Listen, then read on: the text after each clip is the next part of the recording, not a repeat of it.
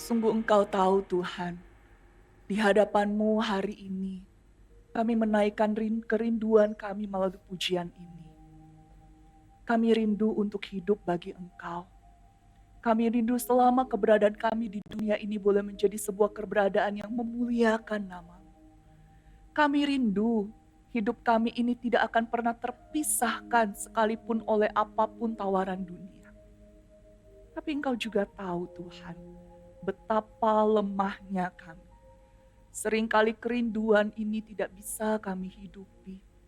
Seringkali kami kalah dengan nafsu kami, dengan kedagingan kami.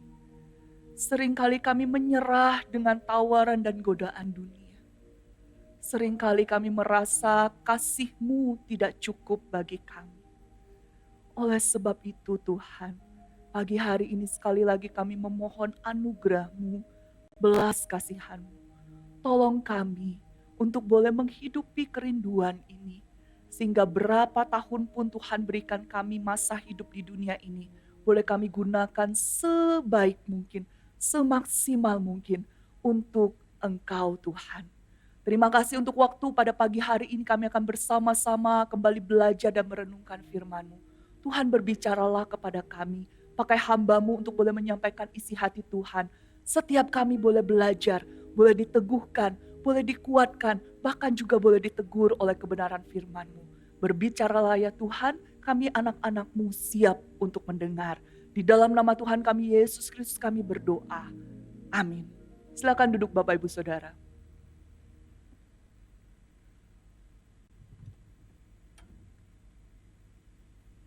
Shalom Bapak Ibu Saudara yang terkasih di dalam Tuhan. Apa kabar saudara? Ada luar biasa, ada baik, tapi semuanya dengan penuh penghayatan gitu ya jawabnya ya. Bapak Ibu Saudara tanpa terasa, ya bukan tanpa terasa sih, berasa ya. Kita udah masuk ke minggu ketiga bulan Oktober. Tinggal 2 bulan, kurang lebih 2 bulan 1 minggu lagi kita akan mengakhiri tahun 2024. Permisi tanya saudara, apa kabar dengan komitmen saudara yang dibuat tanggal 31 Desember 2023 itu loh, menjelang midnight itu.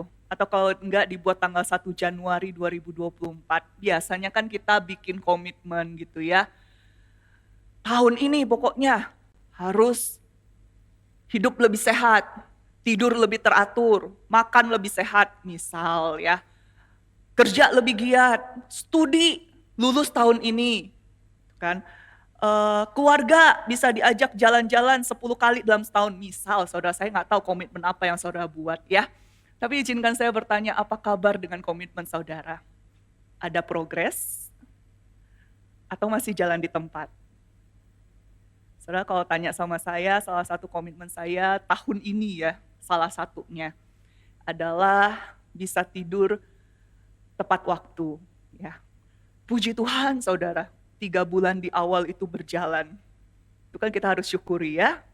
Setelah masuk April sampai hari ini saudara, saya tidur pagi sih, pagi-pagi saudara, maksudnya jam 2, jam 3, berubah lagi ya, harus bertobat memang. 2 bulan 1 minggu ini semoga bisa bertobat. Bagaimana dengan saudara? Semoga saudara mengakhiri tahun 2024 ini dengan sebuah progres yang baik di dalam kehidupan saudara, entahkah kehidupan pribadi, entahkah bersama dengan keluarga, ataupun mungkin di dalam pekerjaan, di dalam interaksi relasi saudara dengan orang lain. Kiranya Tuhan boleh menolong dan memberkati Bapak Ibu Saudara. Saudaraku, hari ini kita akan bersama-sama memulai perjalanan kita melalui surat Filipi. Bersama-sama dengan Rasul Paulus kita akan belajar dari pengalaman kehidupannya. Secara khusus hari ini saya mengangkat tema hidup yang digerakkan oleh tujuan Allah. Adakah dari Bapak Ibu Saudara yang kenal dengan nama Tong Samcong saudara? Bukan nama kakek saya, bukan saudara ya. Ada yang tahu nama ini Tong Samcong? Yang kelahirannya 90-an ke bawah lah ya, harusnya tahu ya. Harusnya. Ciova tahu? Hah? Koyan tahu udah begini ya. Saudara, Tong Samcong ini adalah nama salah satu tokoh dari sebuah film yang cukup terkenal pada era saya masih kecil ya. Di Belitung, saya nggak tahu lah di tempat lain ya. Karena saya waktu kecil saya tumbuh besar dengan salah satu filmnya ini. Keluarga saya suka nonton film ini. Kalau kita lebih taunya filmnya ini, saudara. Tahu kan? Ya, kita lebih kenal yang namanya Sun Gokong. Kan? Tong Samcong itu siapa? Nama gurunya, saudara. Nah, di dalam kisah perjalanan ke barat ini ada 5 tokoh yang muncul dalam setiap episode ya. Namanya sebuah perjalanan itu panjang, makanya filmnya itu berepisode-episode. Coba saudara, menurut Bapak Ibu Saudara, di antara kelima tokoh ini ya, termasuk kuda ya, kira-kira yang mana yang paling hebat menurut Bapak Ibu? Yang mana yang berkontribusi paling besar untuk mereka bisa sampai ke barat ngambil kitab suci? Siapa? Sun Gokong, kata Ci Yenus Sun Gokong. Kenapa Ci? Cerdik ya, udah cerdik, pinter, silat, ininya powernya luar biasa ya. Semua setuju saudara Sun Gokong yang paling berjasa dan paling hebat? Mikir-mikir. Kok Budi Susetio? Setuju Sun Gokong loh? Masih mikir ya? Masih direnungkan. Saudara, kalau kita melihat satu-satu ya, Sun Gokong itu memang yang paling cerdik, kemudian yang paling punya skill dalam dia bertarung ya. Dia kalau bertarung menang.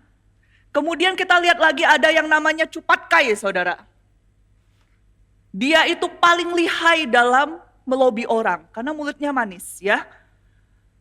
Terus ada lagi namanya Wu Jing. Nah, saya hafal saudara. Wu Jing itu dia yang paling rajin di antara semua. Satu lagi si kuda yang paling setia. Tong Samcong ini sebagai guru udah nggak bisa silat. Kalau ketemu orang baru introvertnya abis gitu ya, canggung pokoknya ketemu orang baru. Kalau di nalar, yang membuat perjalanan ke barat itu bisa berhasil, ya nggak mungkin Tong Samcong lah. Tapi coba kita pikirkan baik-baik ya saudara. Di dalam episode-episode itu terjadi banyak pertarungan, terjadi banyak kali Tong Samcong sang guru ini ditangkap, bahkan mau dibunuh. Ketika satu kali Sun Gokong ini melawan siluman kerbau, saudara. Hari ini kita mendengarkan kisah Sun Gokong ya. Melawan siluman kerbau, dia menang, lalu kemudian dapat kerajaan dan dia berpikir untuk stay di kerajaan itu, nggak mau ngelanjutin perjalanan. Ngapain kita susah-susah lagi? Ini udah dapat kerajaan, saya dapat kuasa. Tapi gurunya Tong Samcong bilang, no, kita harus tetap bergerak sesuai dengan tujuan kita. Tanpa Sun Gokong, saudara, perjalanan ke barat ini masih tetap akan berlangsung nggak? Masih. Tanpa Cupat Kai si tukang lobi ini, perjalanan ke barat itu masih akan tetap berlangsung nggak? Masih. Kalau nggak ada yang paling rajin di kelompok ini, si Wu Jing itu, masih tetap berlangsung nggak perjalanan ini? Masih. Sekalipun 4 muridnya itu tidak ada, perjalanan ke barat ini masih berlangsung nggak? Masih. Tapi seandainya satu kali Tong Samcong sang guru ini berkata, udahlah aku nggak mau lagi. Bubar nggak kelompok itu? Bubar saudara. Nggak akan lagi melanjutkan perjalanan. Tong Samcong sebagai guru, dia tahu tujuannya, dia akan pergi ke barat mengambil kitab suci. Apapun yang dia alami sepanjang perjalanan ini, sekalipun nyawanya itu menjadi taruhannya, dia nggak gentar, dia tetap pergi. Saudara, ini sebuah film, ini sebuah cerita. Tapi sadar tidak sadar sebenarnya, apa yang diajarkan di dalam bagian ini, itu ada di dalam kehidupan kita dan menjadi sebuah nilai. Hidup kita manusia ini digerakkan oleh sebuah tujuan. Tujuan itu mempengaruhi bagaimana cara kita menjalani kehidupan ini. Tujuan itu mempengaruhi apa yang kita ambil di dalam keputusan-keputusan hidup kita. Mulai dari hal yang sederhana sampai hal yang paling kompleks. Contoh sederhana saudara. Ketika kita mau liburan ya, kita harus tanya dulu tujuannya apa. Kalau kayak saya single, pergi liburan tujuannya ya saya mau mencari ketenangan, pokoknya bisa refreshing, ya saya akan cari tempat di mana saya bisa enjoy. Untuk saya sendiri. Tapi beda kalau Koyan atau Ciyova ngobrolin soal liburan. Harus tanya dulu tujuannya apa? Mau kebersamaan dengan anak-anak dan satu keluarga. Maka mereka pasti akan cari tempat yang memang bisa mengakomodir itu. Karena tujuannya bukan liburan, tujuannya adalah kebersamaan dengan keluarga. Saudara, itu hal yang simpel. Setiap peristiwa kehidupan kita itu dipengaruhi oleh tujuan. Kesadaran terhadap tujuan hidup itu akan merubah cara kita bertindak, cara kita berpikir, cara kita memutuskan, cara kita meresponi segala sesuatu. Identitas dan tujuan hidup kita mempengaruhi hidup kita. Saudara, kesadaran akan identitas dan tujuan itu memegang kekuatan yang besar untuk menggerakkan hidup kita. Di dalam hidup ini ada banyak sekali tujuan. Tujuan-tujuan kecil, tujuan-tujuan sementara, short term. Tapi ada satu tujuan besar yang telah ditetapkan untuk setiap umat manusia. Dan yang menetapkan tujuan besar itu siapa, saudara? Itu adalah pencipta kita, Tuhan kita. Tujuan ini adalah sebuah titik tumpu bagi perjalanan iman kita. Tujuan yang hanya bisa kita sadari ketika kita sadar siapa diri kita. Efesus pasal yang kelima ayat 10 dikatakan begini, karena kita ini buatan Allah diciptakan dalam Kristus Yesus untuk melakukan pekerjaan baik yang dipersiapkan Allah sebelumnya. Ia mau supaya kita hidup di dalamnya. Rasul Paulus mengajarkan dalam bagian ini, kita ini adalah ciptaan Tuhan.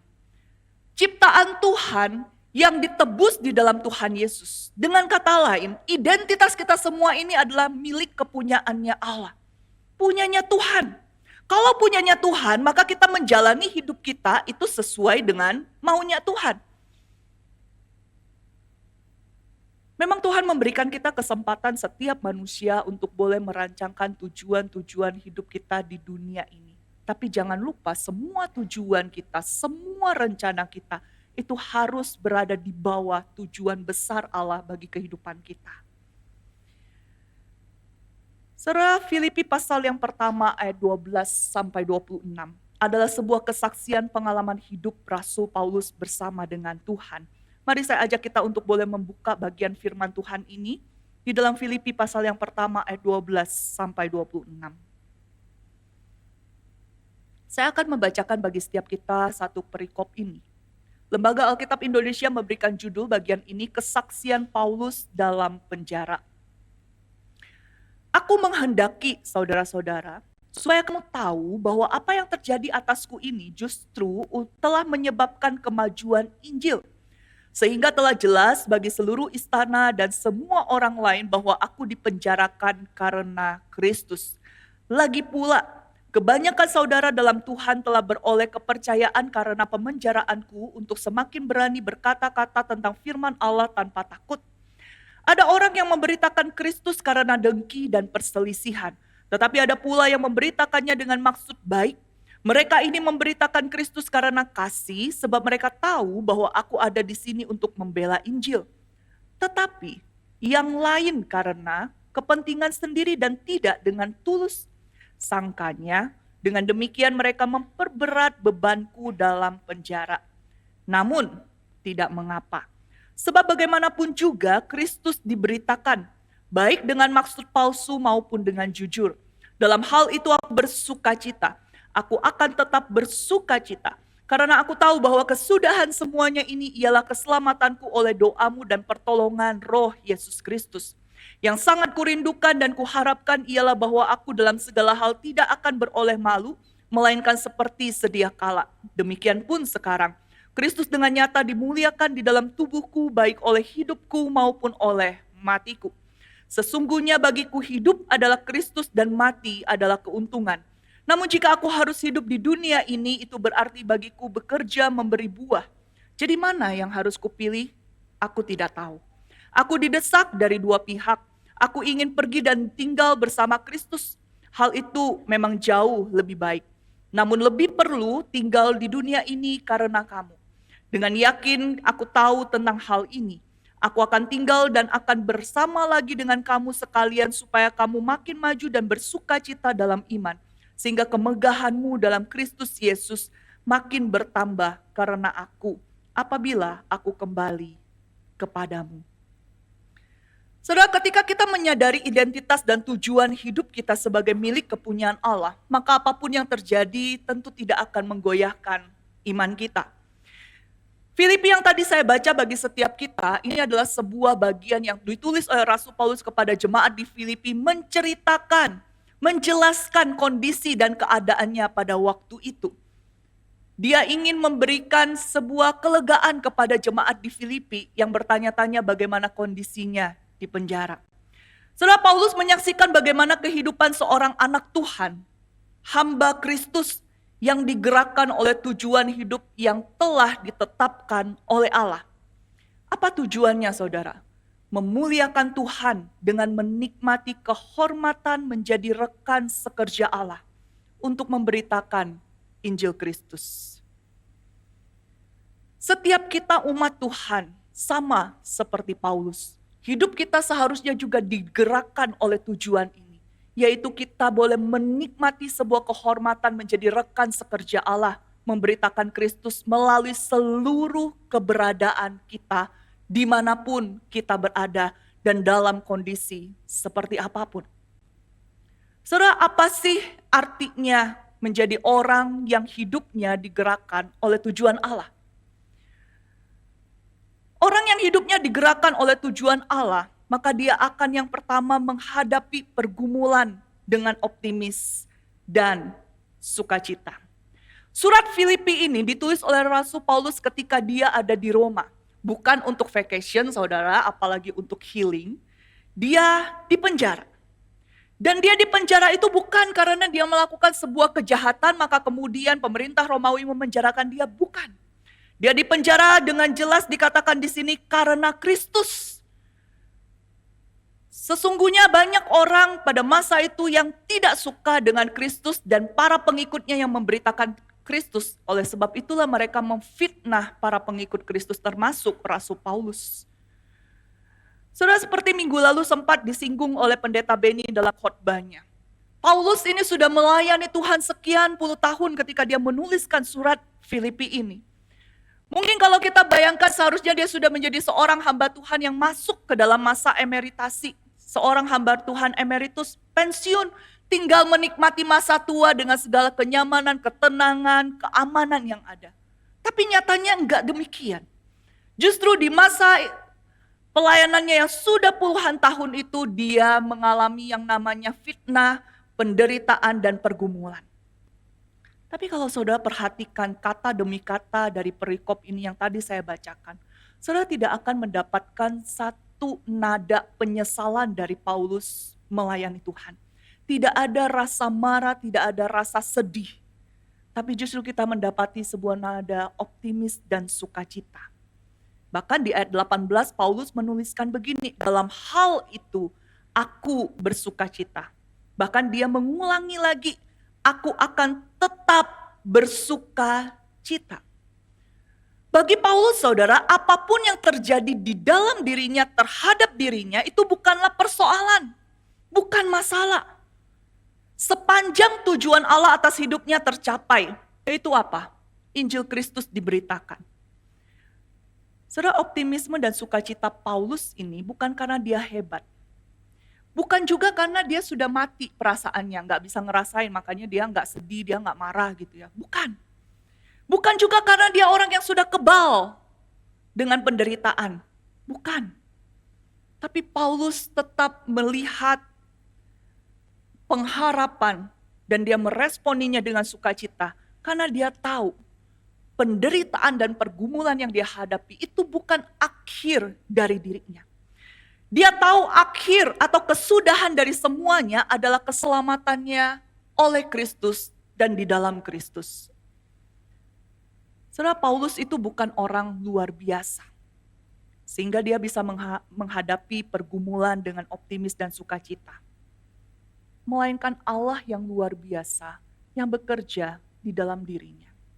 Ini yang selalu saya ingatkan kepada diri saya dan juga saya rindu ingatkan kepada saudara sekalian. Saudara, setiap tokoh iman yang ada di dalam firman Tuhan, yang kita tahu, kita baca, yang dikisahkan kepada kita harus ingat mereka itu orang biasa. Mereka juga manusia berdosa, sama seperti kita. Tapi sama seperti kita juga, mereka mendapatkan anugerah Tuhan. Kalau kita bisa membaca kisah mereka yang begitu luar biasa, menghadapi, melewati setiap pergumulan hidup dengan penuh iman dan kepercayaan kepada Tuhan, bukan karena iman mereka lebih besar dari kita, tapi semata-mata karena mereka punya Allah yang luar biasa, yang bekerja di dalam kehidupan mereka. Allah yang sama, yang tidak pernah berubah, itu juga ada di dalam kehidupan kita, yang kita percaya saat ini. Saudara, selama kita hidup di dunia ini, kita tidak akan pernah lepas dari permasalahan dan pergumulan. Nggak akan pernah. Terkadang permasalahan pergumulan itu timbul karena apa yang kita lakukan. Tapi seringkali permasalahan pergumulan, penderitaan kita, kesulitan kita itu timbul bukan karena ulah kita, bukan karena apa yang kita lakukan, bukan karena keputusan kita. Kita nggak bisa menghindari diri, saudara. Kenapa? Karena kita masih hidup di tengah-tengah dunia yang sudah jatuh dalam dosa. Selama kita masih hidup di dunia yang jatuh dalam dosa ini, maka selama itu pula hidup kita tidak akan lepas dari yang namanya pergumulan dan penderitaan. Sama seperti orang di luar sana. Saudara, yang membedakan antara kita anak-anak Tuhan dengan orang-orang di luar Kristus, itu bukan soal hidup kita lebih lancar, hidup kita lebih baik, hidup kita lebih diberkati daripada mereka. Enggak. Sama seperti orang di luar sana yang mungkin hari ini sedang bergumul dengan kehidupan perekonomian yang sulit. Banyak anak-anak Tuhan juga yang sedang bergumul dengan itu. Usaha yang sulit untuk dikembangkan. Mentok bukan hanya dengan urusan bisa dapat cuan atau nggak dapat cuan. Kadang-kadang mentok kena juga sama regulasi pemerintah. Sama saudara. Mereka mengalami, kita pun anak Tuhan mengalami. Orang di luar Kristus mengalami yang namanya sakit, mulai dari yang ringan sampai yang parah, kanker stadium akhir. Banyak anak-anak Tuhan juga mengalami itu. Sepanjang 2 tahun terakhir ini saya mendengar ada banyak hamba Tuhan yang saya tahu hidup mereka itu mereka dedikasikan sedemikian rupa untuk pelayanan Tuhan dan saya melihat teladan iman dari mereka. Hari ini mereka bergumul dengan kanker. Sama seperti orang di luar sana bergumul mendidik anak.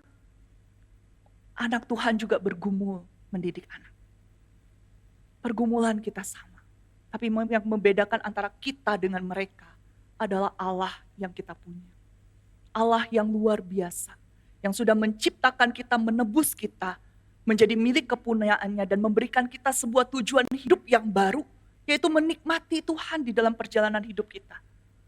Saudara, kalau hidup kita digerakkan oleh tujuan Allah ini, maka apapun pergumulan, apapun persoalan hidup, kita akan menghadapinya dengan optimisme dan juga dengan sukacita.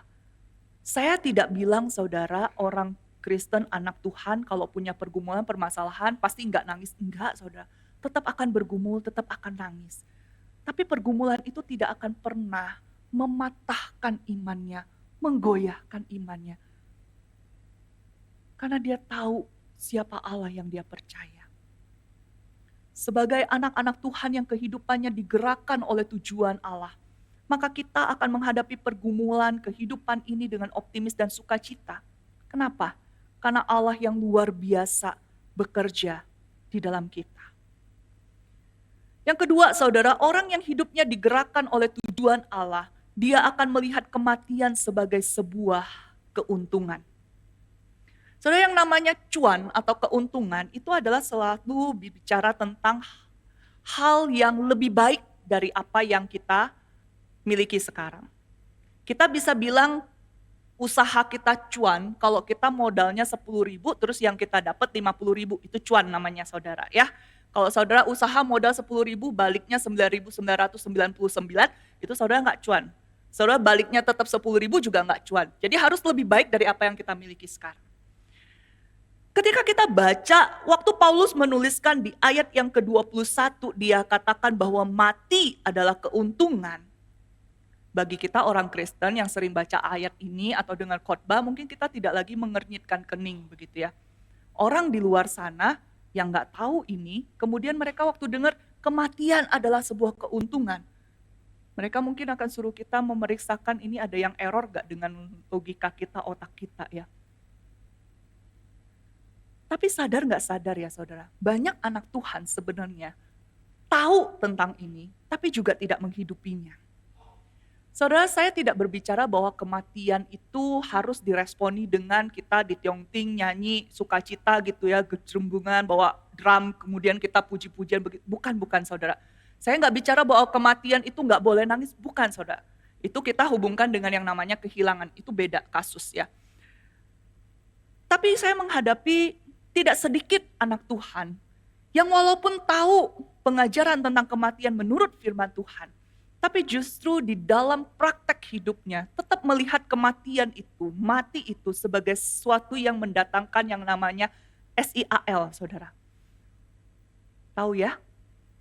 Coba di SIAL, sekaligus ngetes konsentrasi saudara. Sehingga tidak sedikit yang tetap ikut-ikutan melakukan ritual-ritual yang dianggap bisa menolak yang namanya kesialan itu. Saudara, saya tidak sedang menghakimi kepercayaan lain, tidak. Tapi mari kita sebagai anak-anak Tuhan mengevaluasi diri kita, sungguhkah kita menghidupi apa yang firman Tuhan ajarkan tentang kematian?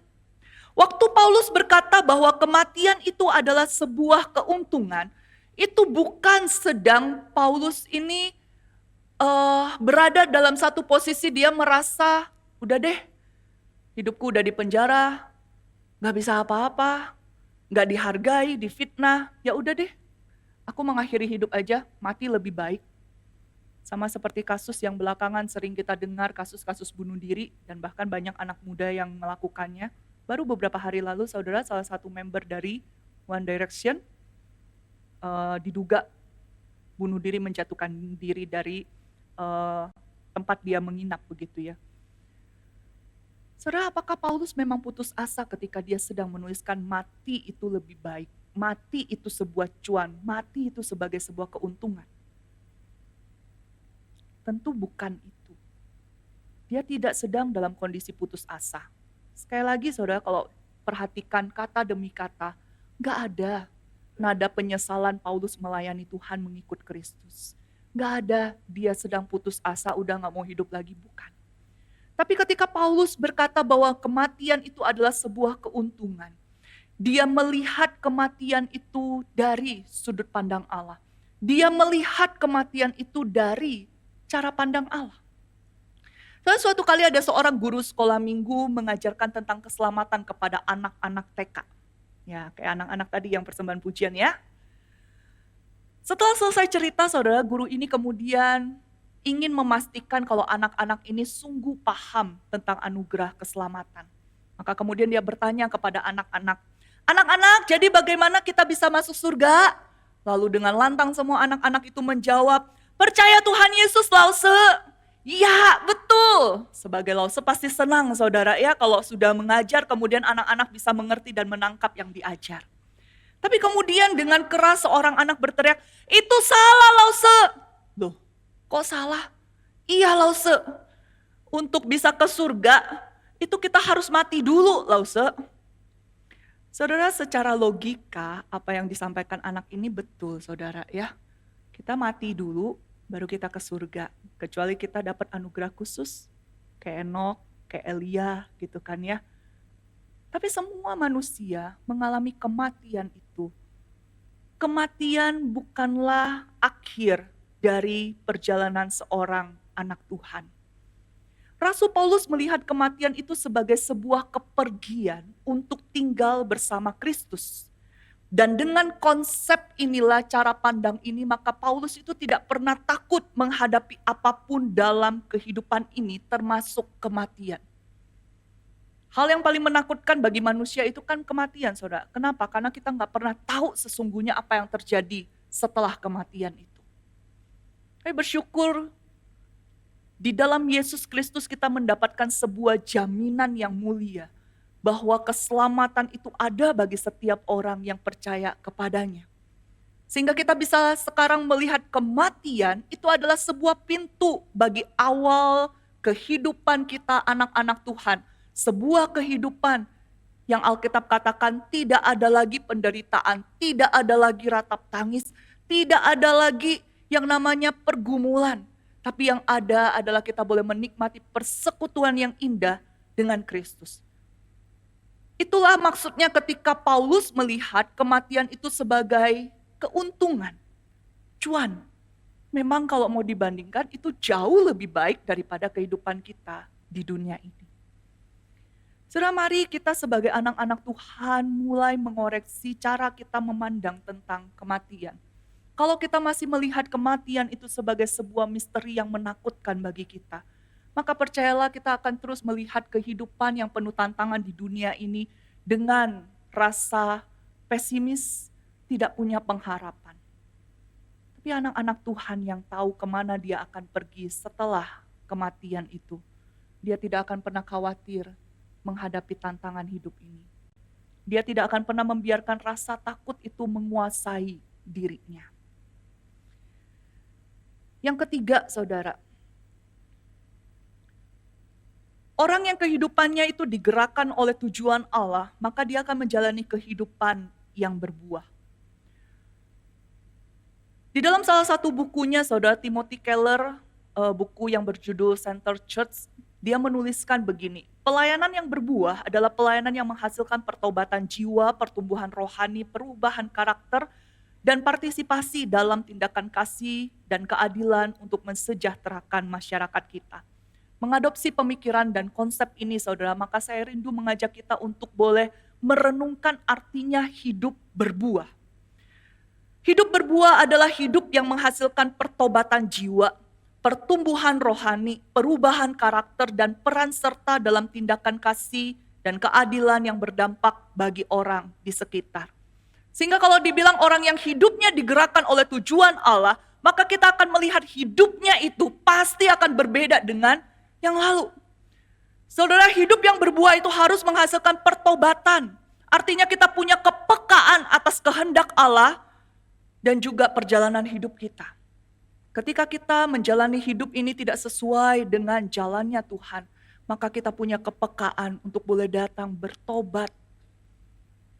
Hidup yang berbuah itu juga bicara tentang pertumbuhan rohani.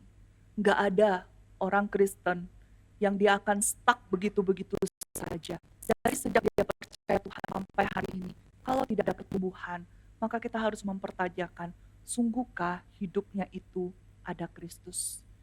Hidup yang berbuah itu juga berbicara tentang perubahan karakter. Saudara, memang kita diajarkan bahwa mengikut Kristus itu bicara tentang hati kita.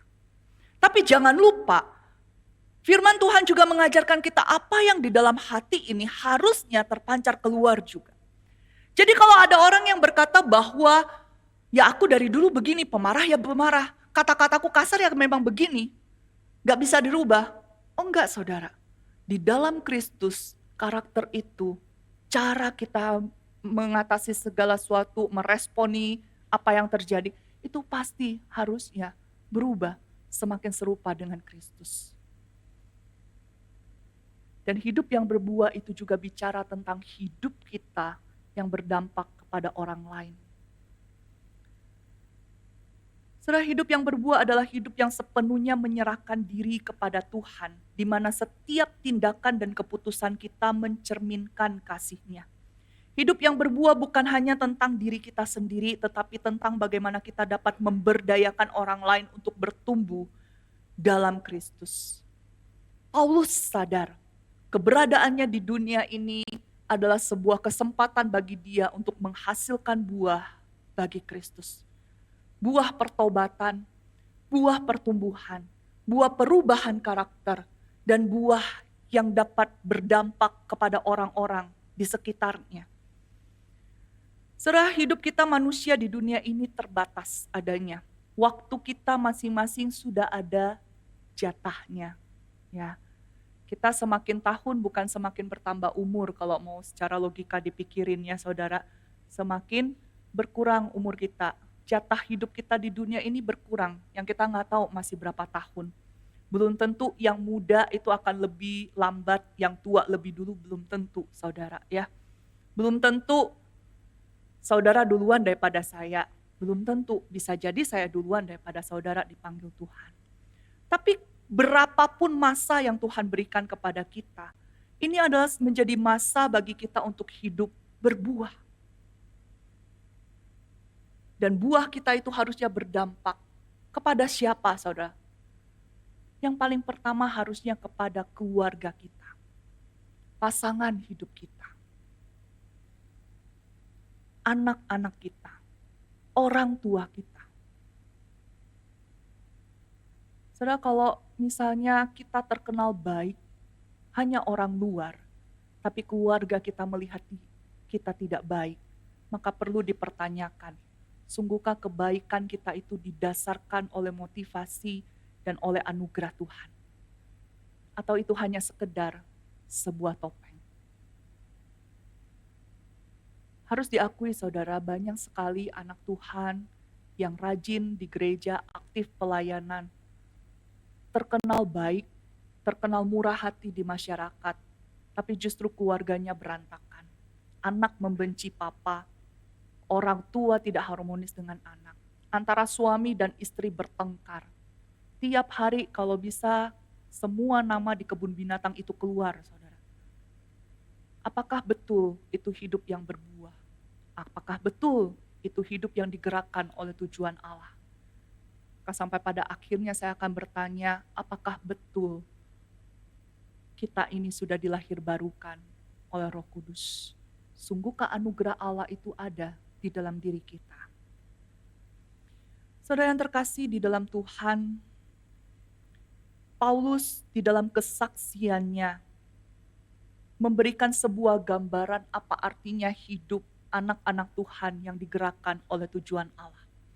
Apapun yang dia alami di dalam hidupnya, dia tahu satu hal, hidupnya itu untuk Tuhan. Apapun yang terjadi, dia punya Tuhan yang bekerja dalam hidupnya. Saudara, saya tahu membicarakan hal ini lebih mudah daripada ketika kita ada di dalam pergumulan itu. Tapi mari ingat, ketika saudara ada di dalam pergumulan yang berat, saudara tidak mengerti kenapa Tuhan mengizinkan saudara mengalami pergumulan itu. Saudara kembali pandang kepada Kristus. Dia Allah yang luar biasa, yang sudah menjaga dan memelihara hidup kita sampai hari ini.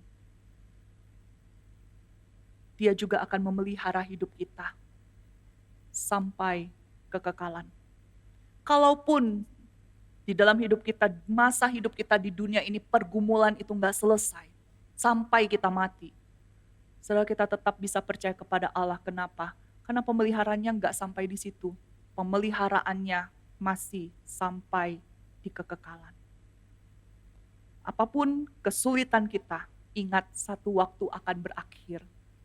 Entah berakhirnya selesai di dunia ini, atau berakhirnya dengan kematian kita. Tapi Allah menyertai setiap kita. Mari kita boleh mengambil waktu di hadapan Tuhan dan kita berdoa.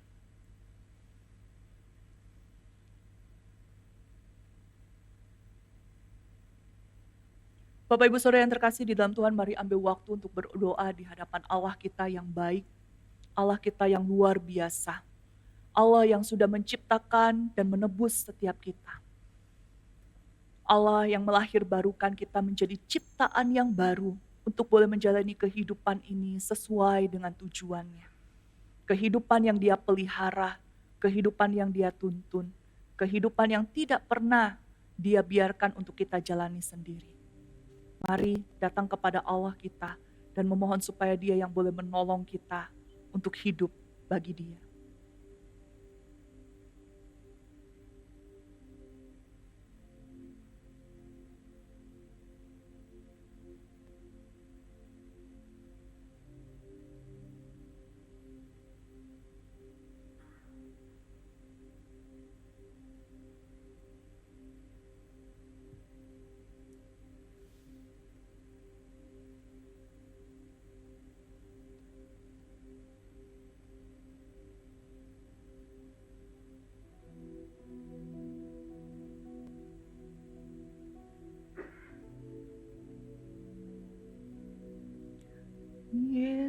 Kau kebenaran yang menyelamatkanku. Kau memberikanku hidup dan pengharapan.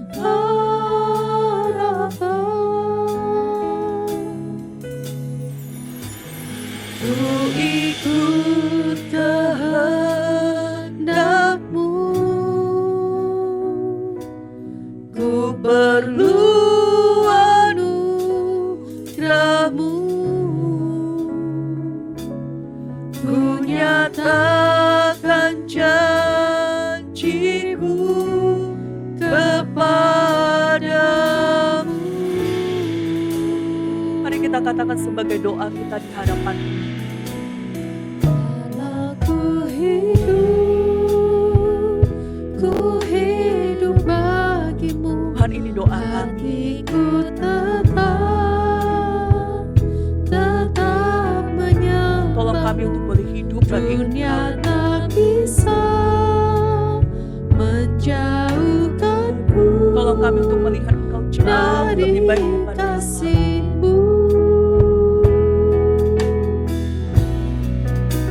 Selama ku hidup bagi-Mu. Mataku tetap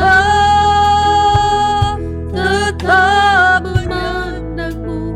Dunia tak bisa menjauhkanku dari kasih-Mu. Kalau ku hidup bagi-Mu. Hatiku tetap menyembah-Mu. Dunia tak bisa menjauhkanku dari kasih-Mu.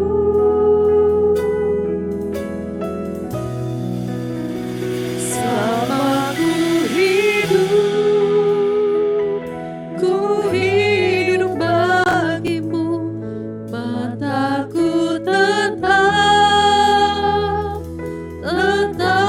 memandang-Mu. Dunia tak bisa menjauhkanku dari kasih-Mu. Tuhan, tolong kami untuk boleh hidup bagi Engkau dan mati bagi Engkau. Biarlah melalui kehidupan kami, kemuliaan Allah boleh dinyatakan. Di dalam nama Tuhan kami, Yesus Kristus, kami berdoa. Amin.